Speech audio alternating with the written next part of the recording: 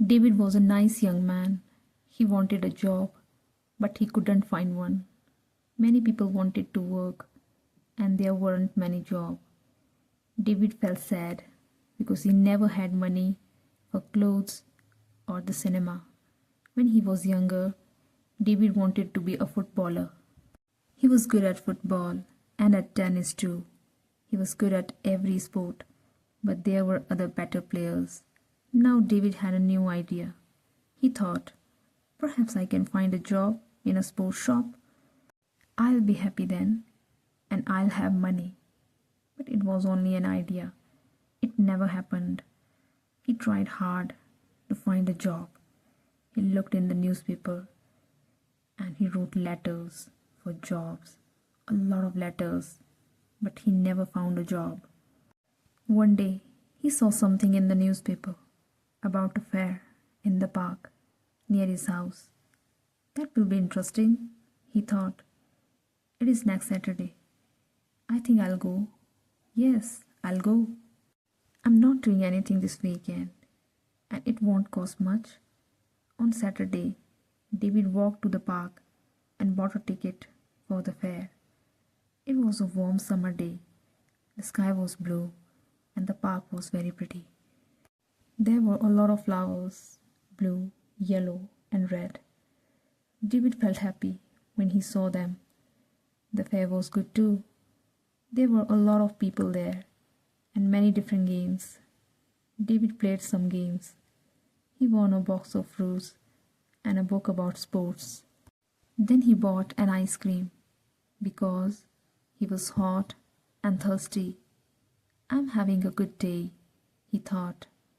He sat down and ate his ice cream. Now what shall I do next?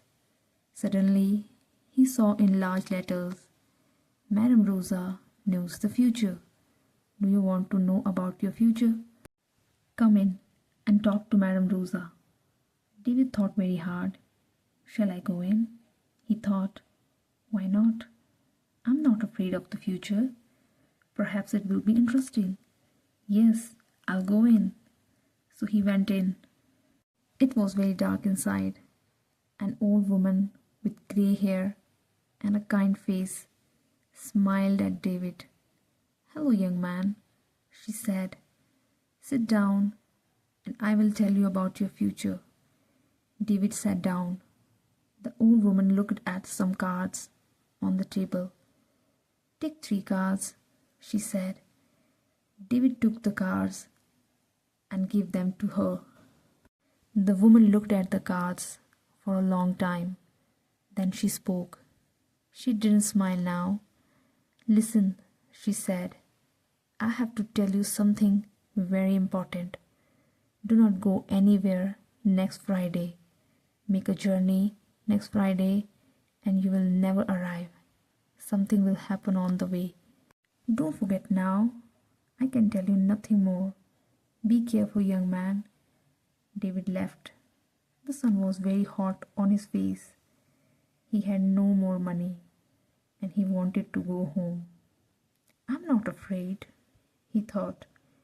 I don't go on journeys. I won't go anywhere next Friday. Every day is the same to me. I haven't got a job, so I don't go anywhere. But on Thursday, David had a letter. It was an answer to one of his letters. There was a job in a town 30 kilometers away. It was in a sports shop. The boss wanted to meet David the next day. David felt very happy. I'll have to take a train there, he thought. I can't walk 30 kilometers. Suddenly he remembered the old woman at the fair, and he felt afraid. Do not go anywhere next Friday, she told him. But what can I do? David thought sadly. I can't lose this job. It is too important to me. I will have to take the train tomorrow. And what can an old woman know about the future? Nothing. But he wasn't very happy about it. And he didn't sleep well that night. The next day was Friday, and David went to the station. He bought a ticket at the ticket office. The train arrived and he climbed on it. An old man sat down next to David. He had a bad leg, and David felt sorry for him.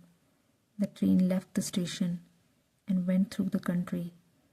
A waiter came round with some food, and the old man bought a sandwich. Then he smiled at David and said, "Are you thirsty? I've got some tea with me. Would you like some?" He took out a cup and gave David some tea. "He's a kind man," David thought. "I really like him." He smiled at the old man and he said, "Thank you. I'm David. Are you going a long way?" But the old man couldn't answer. Suddenly, there was a very loud noise and the train stopped. What was wrong? The people on the train were afraid. They all looked out of the windows, but they couldn't see anything. "Don't be afraid," David told his new friend. "I'll go and see. Perhaps it is an accident. Stay here. You'll be okay." The old man smiled. "Thank you, my young friend," he said. "I will stay here. My old legs are very weak." David found the guard. "What's wrong?" He asked him. "Why did we stop?" The guard looked at David unhappily. "There is a large tree in front of the train," he said. "We will have to move it, but we can't do it quickly. So this is the end of the journey for you. You'll have to get off the train and walk." "Walk where?" David asked. The guard looked at a map. "There is a village near here. You can go there and perhaps find a restaurant or a cafe. I have to stay here with the train. I'm very sorry about your journey, but you'll get your money back." David thought, the money is not important. I really wanted that job, and he felt very sad. David didn't say anything about the job to the old man. He helped his friend off the train and carried his case to the village. "Thank you very much," the old man said to David. "I know that my case is heavy. There is a computer in it, and there are a lot of papers." David smiled. "It's all right," he said, but inside he was very sad. "I was stupid," he thought. "I didn't listen to the old woman, but she was right. I won't get that job now." The old man saw David's sad face and asked him, "What's wrong, my young friend?" So David told him the story about the job in the sports shop. Then a strange thing happened. The old man smiled and then he laughed.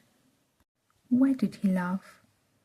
David didn't know, and he felt a little angry. The old man was his friend, but this was a bad day for David. It wasn't funny. David couldn't speak or smile. The old man saw this and he stopped laughing. Then he said, "Listen to me, David, and don't be sad. I'm a rich man. I've got a lot of shops in different towns, and they are all sports shop. I want an intelligent young man to work in my new shop, and it is also my biggest shop. Will you work for me? I think I know you now. You were very kind to me on the train. You are the right person for this job. What's your answer?" "This is wonderful," David said with a happy smile. "This is the best day of my life, not the worst."